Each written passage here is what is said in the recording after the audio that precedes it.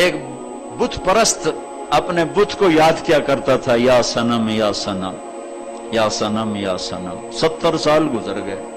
ایک دفعہ اس کے منہ سے غلطی سے زبان پھسل گئی، یا صمد یا صمد.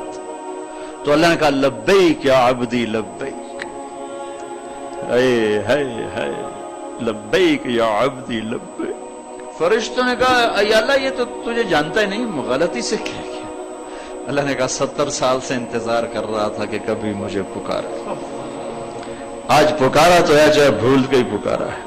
اللہ اپنے بندے سے بڑا پیار کرتا ہے. ہم تو مسلمان ہیں، مشرک کافر ابراہیم علیہ السلام کا مہمان آیا. پہلے آدمی ابراہیم ہے جو مہمان کے بغیر کھانا نہیں کھاتے تھے. پہلے مہمان نوازی کی ایسی بنیاد رکھی. مہمان آیا، کھانا رکھا، اس نے لقمہ توڑا اور منہ میں ڈال لیا. ابراہیم علیہ السلام نے فرمایا یار بسم اللہ تو پڑھ لے. وہ کہنے لگا میں تو اللہ کو جانتا نہیں، کس کو پڑھوں؟ تو ابراہیم علیہ السلام نے اس کے آگے سے کھانا اٹھایا، کہا نکل جا، میں اللہ کے منکر کو کھانا نہیں کھلاتا. وہ اٹھ کے دروازے تک نہیں پہنچا کہ جبریل آ گیا. واہ میرے رب، واہ میرے رب، تو ایسا مہربان، لوگوں نے تجھے کیا سمجھ لیا؟ جبریل آ گیا تنبیہ لے کر. کس کی خاطر؟ مشرک کی خاطر. کس کو تنبیہ کی جا رہی؟ خلیل اللہ، 4000 نبیوں کے باپ کو تنبیہ کی جا رہی کہ ابراہیم منکر تو وہ میرا تھا، 70 سال سے میں نے روٹی بند نہیں کی، تو کون تھا روٹی اس کے آگے سے اٹھانے والا؟ یہ تو میرا اس کا معاملہ ہے کہ وہ مجھے نہیں مانتا. تیرے پاس تو مہمان بنا کے بھیجا تھا، بولا اسے کھانا کھلاؤ. یہ اللہ مشرک کے لیے ہے. تو ابراہیم علیہ السلام کی دوڑ لگوا دیو، بھائی آجا آجا آجا آجا، میرے اللہ نے تو مجھے ڈانٹ دیا تیری خاطر، آؤ. انہوں نے کہا، وہ کہنے لگا بھائی ابراہیم تیرا رب بڑا زبردست ہے، میں اسے مانتا بھی نہیں پھر بھی میری سفارشیں کرتا ہے، چل مجھے اس کا کلمہ ہی پڑھا دے، ایمان بھی نصیب ہو گیا.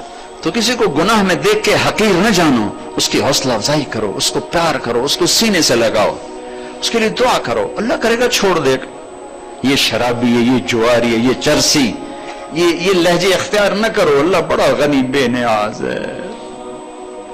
پتہ نہیں کس کو کس بات پہ معاف کر دے اور کس کو کس بات پہ پکڑ لے. اسے کوئی پوچھنے والا ہے؟ لا يسأل عما يفعل. اور کسی کو حق نہیں کہ اللہ کی رحمت کو تنگ کرے.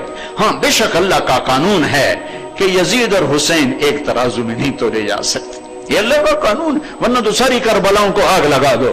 رات کا زانی اور رات کا رونے والا اگر دونوں کے لیے برابر قانون ہے تو قرآن کو بھی آگ لگا دو، سیرت کو بھی آگ لگا دو، کربلاؤں کو بھی آگ لگا دو. 1.25 لاکھ صحابہ کی تاریخ کو اٹھا کے دریا میں ڈال دو. رات کو ناچنے والی، رات کو رونے والی اگر برابر ہیں، زکات دینے والا، جوڑ جوڑ کے جائیدادیں بنانے والا اگر یہ برابر ہو جاتے ہیں تو پھر تو قرآن کو اٹھا کے رکھ دو کسی جگہ.